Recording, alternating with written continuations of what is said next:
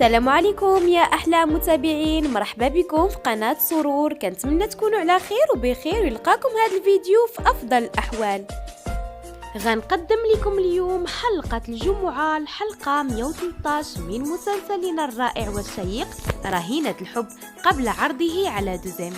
كما العادة غادي تكون حلقة مشوقة مليئة بالأحداث، فتابعوا معايا الأخير. أهم حدث في الحلقة، أهان وبانتي غادي يوضعوا فخ باش يعرفوا السر ديال ريانش. أخيرا أهان غادي يعرف الحقيقة ديال جايان أو ريانش. البداية مع بانتي، بقات مصدومة منين سمعات ريانش كيحرش أهان وكيقول ليه بأن بانتي غادي تولي فنانة مشهورة. بانتي مصدومة وما عارفاش علاش ريانش كيدير هاد التصرفات وهي نازلة شي واحد غادي يشدها من الكتف ديالها.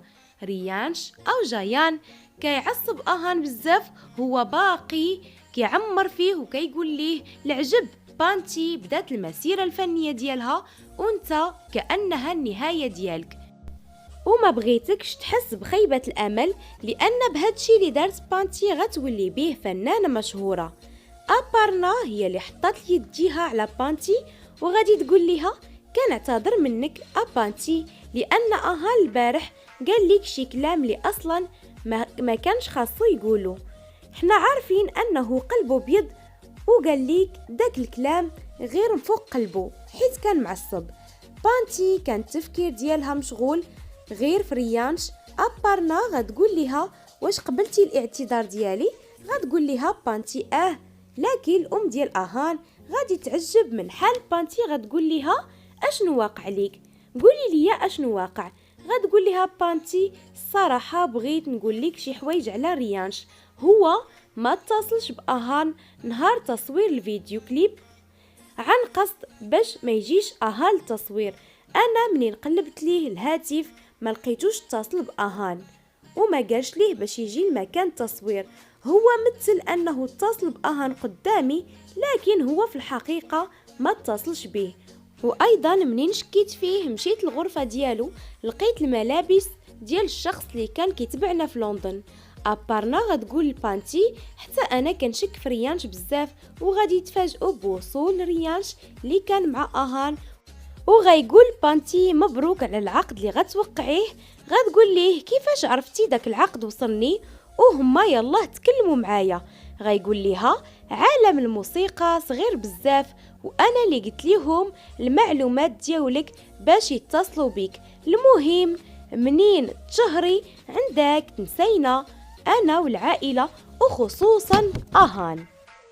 أهان غادي يعتذر منهم، غادي يقول لهم غادي نمشي نرتاح راسي درني بزاف، وغادي غادر وهو مقلق. بانتي كتسائل علاش ريانش باغي يكون المشاكل بينها وبين أهان وما كيفلت حتى شي فرصة. بانتي غادي تقول لهم انا غادي نعرف كيفاش نخفف على أهان الآلام وغادي نمشي نوجد ليه الفطور. وغادي تقول ريانش يلا تفطر معنا. غادي يرفض في الأول لكن غادي تقنعو وغادي يمشي.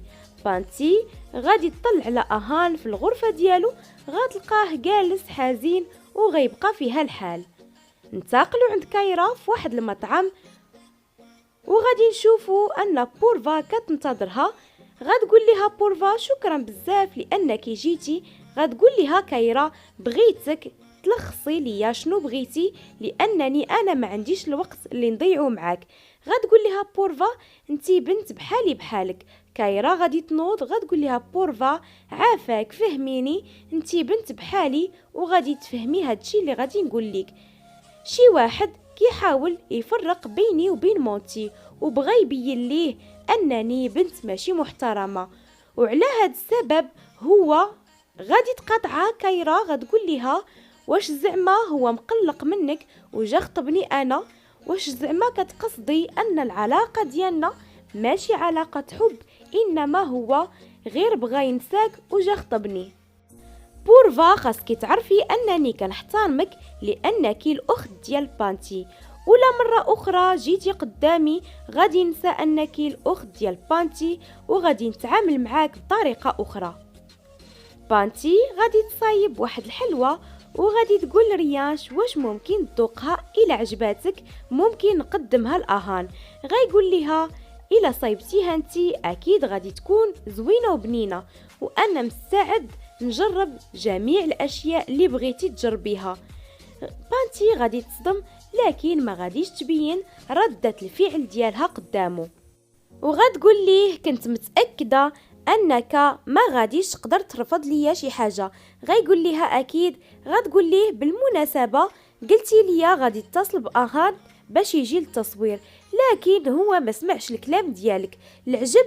غايقول ليها انا اتصلت باهان قدامك وصيفط ليه بزاف ديال الرسائل، واش انتي ما متاكداش او شاكه فيا انني ما اتصلتش باهان؟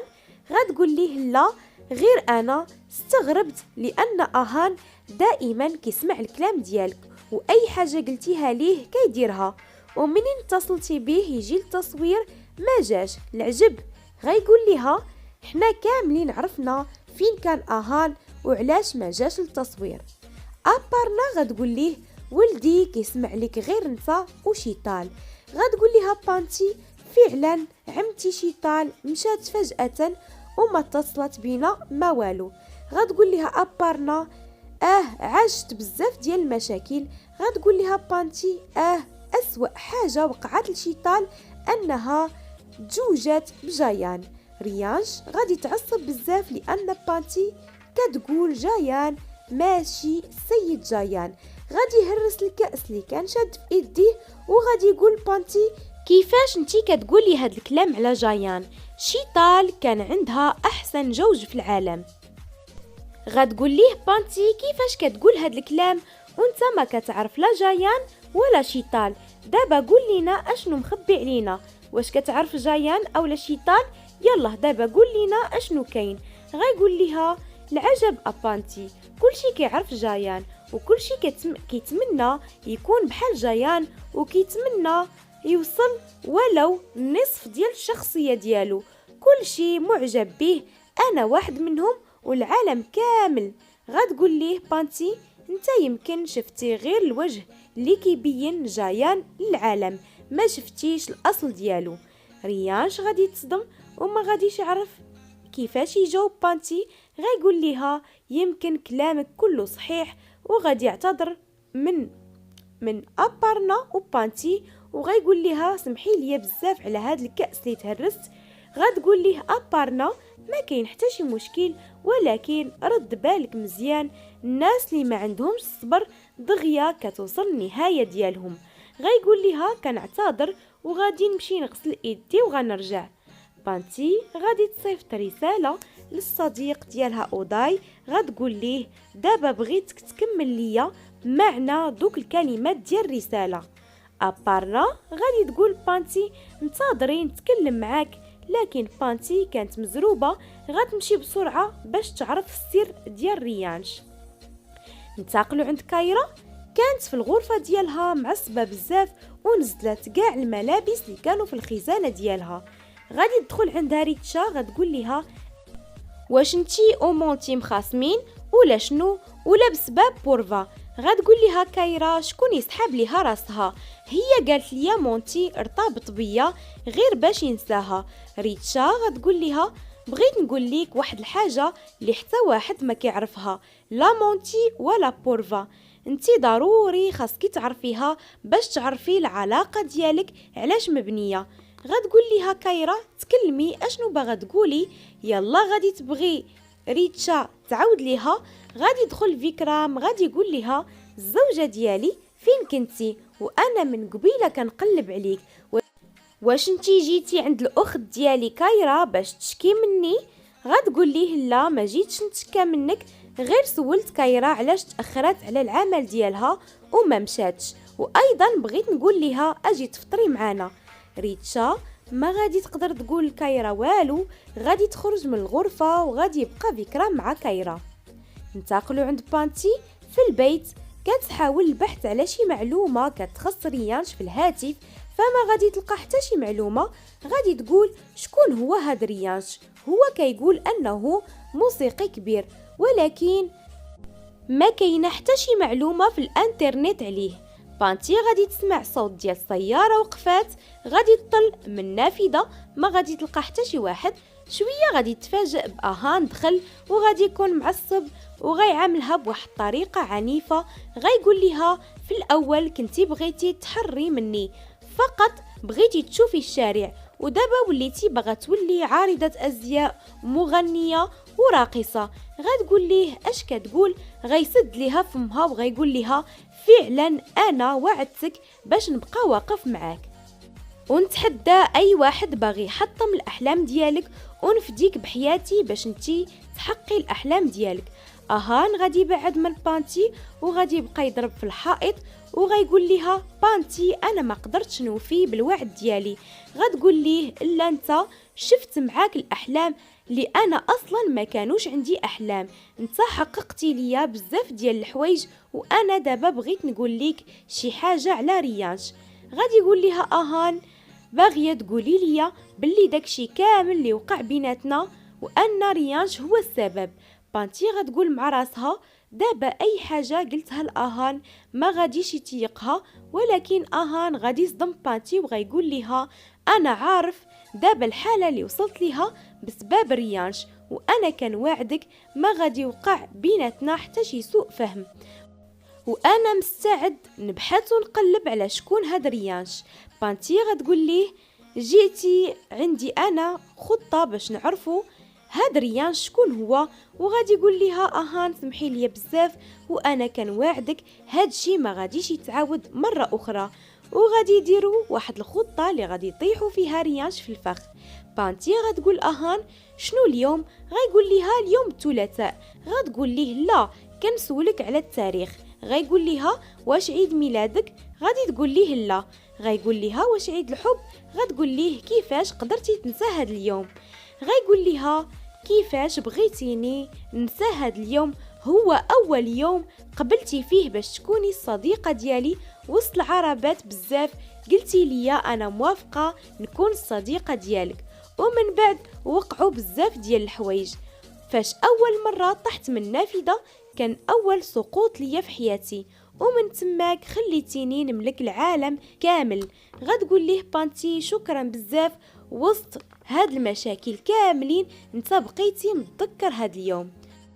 اهان كان موجد لبانتي واحد المفاجأة صغيرة، غادي يجيب ليها واحد الحلوى وغادي يدير فوق منها شميعات وغادي يقطعوها.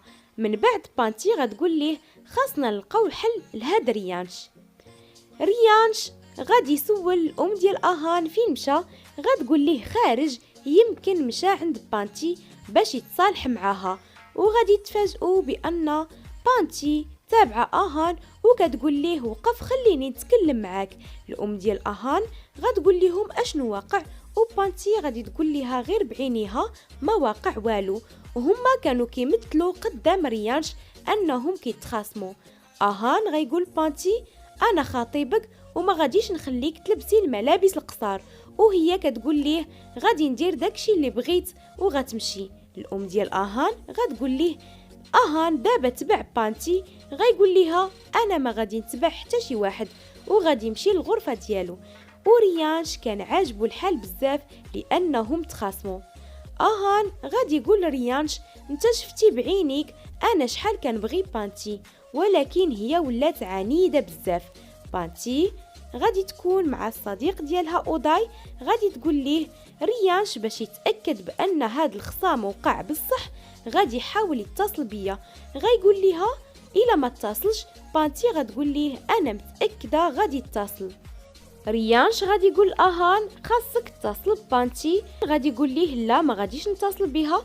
غيقول ليه انا غادي نتصل بها بالرقم ديالك. ريانش غادي يتصل ببانتي بالهاتف ديال اهان، لكن بانتي غادي تكون ذكيه وغادي تجاوب على الهاتف. غتقول ليه اهان ما تبقاش تتصل بيا وانا ما غاديش نرجع على القرار ديالي.